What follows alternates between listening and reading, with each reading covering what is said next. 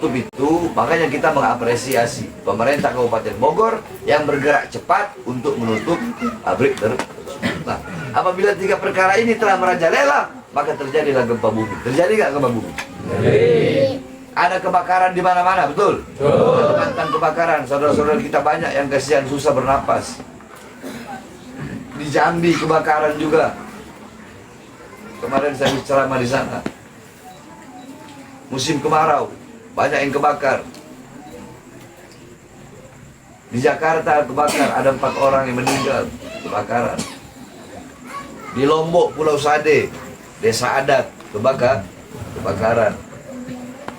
Mari kita doakan saudara-saudara kita yang tertimpa musibah, baik di NTT, Sumatera, Aceh, yang kemarin kena banjir bandang, yang kebakaran, semuanya kita doakan Allah berikan kesabaran, ketabahan. Allah angkat derajatnya semua. Ujian dari Allah bagi mereka saudara-saudara kita yang di sana yang terkena musibah bencana, itu ujian dari Allah untuk Allah insya Allah mengangkat derajat mereka. Nah, saudara-saudara, ketika 4 bulan baru Allah tiupkan ruh, maka kita duduk di sini untuk berdoa kepada Allah agar ini anak kelak insya Allah laki-laki menjadi anak yang soleh, perempuan menjadi anak yang soleh. Makanya kita duduk di sini baca sholawat, baca maulid, kita niatkan agar anak kelak menjadi anak yang soleh. Duduk di sini berkumpul bersama para ulama, tuan guru, para kiai-kiai.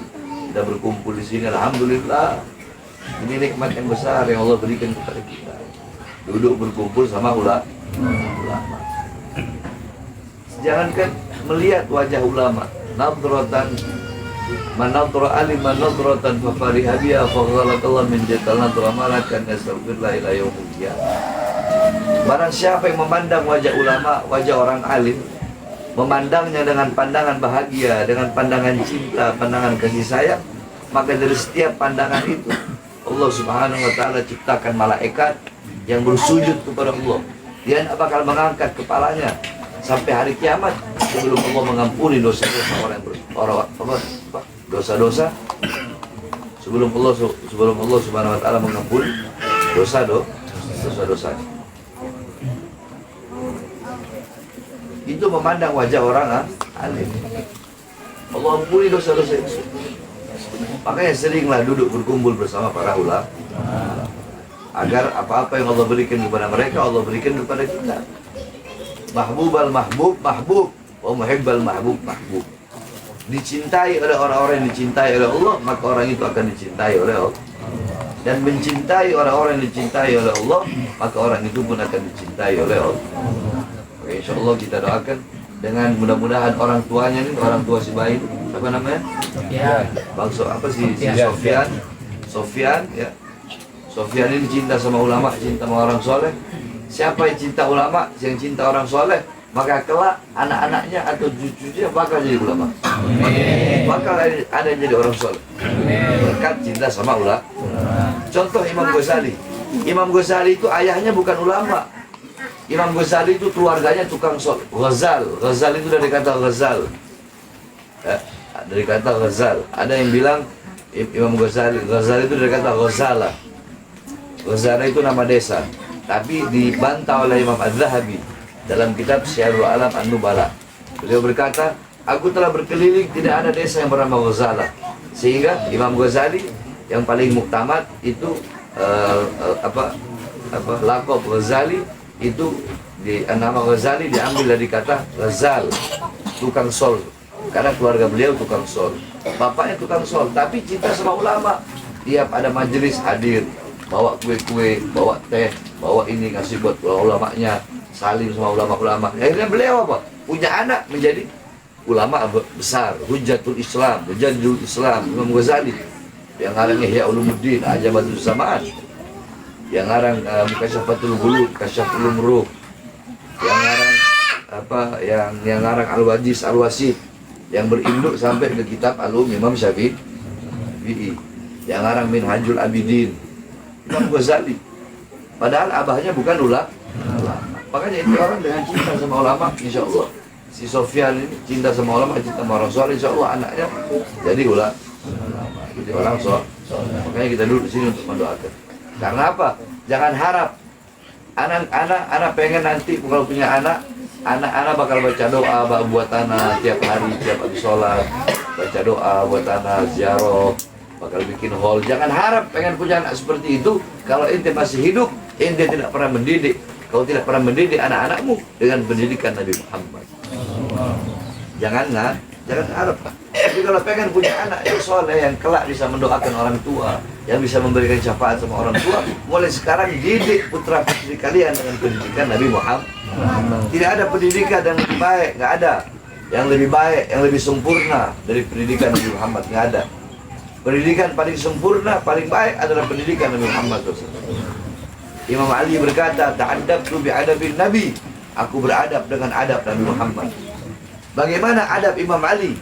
Adab Imam Ali, satu waktu beliau keluar dari masjid, mau pulang. Ada orang Yahudi tua. Beliau tidak berani, beliau tidak mau melangkahi Yahudi itu tua. Terus beliau berdiri di belakangnya, sampai beliau mau ke kanan, Yahudi ke kiri. Tiba-tiba nih Yahudi berhenti, dia panggil, Ali sini. Mengapa kau tidak membelakangiku? Apa kata Imam Ali?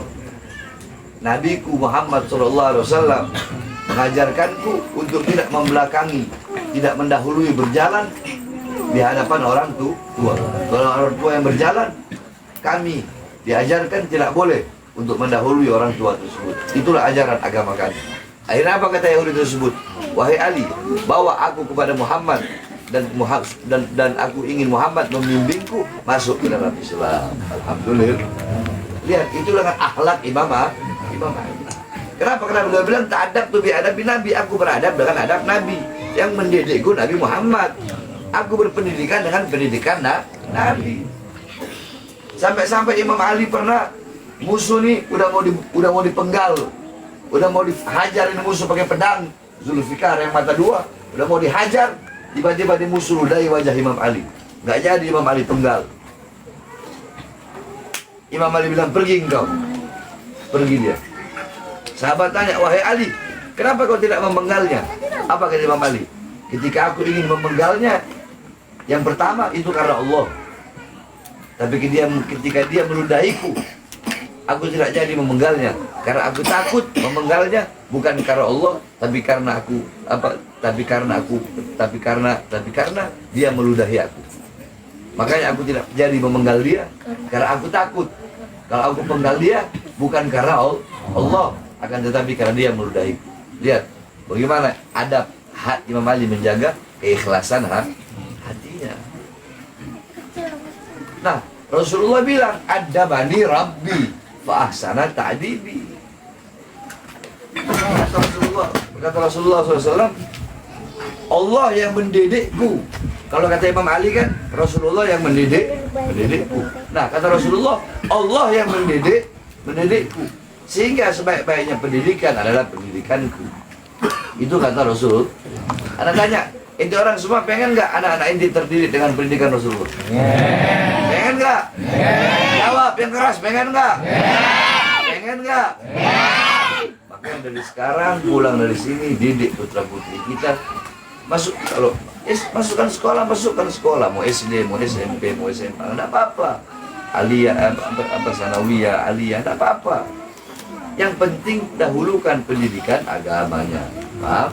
Insyaallah dengan duduk kita di sini kita doakan insyaallah anak yang sedang dikandung kelak tidak soleh-soleh. Amin. Dan membanggakan orang tua. Amin amin ya rabbal alamin. Bismillahirrahmanirrahim. Rabbi farfa'na bi barakatihim. Amin. Wahdina husna bi hurmatihim. Amin. Wa amitna fi tariqatihim. Amin. Wa afati min al-fitani. Amin. Sallallahu alaihi wasallam Muhammadin. Amin. Wa sahbihi wa sallam. Amin. Alhamdulillahirabbil alamin.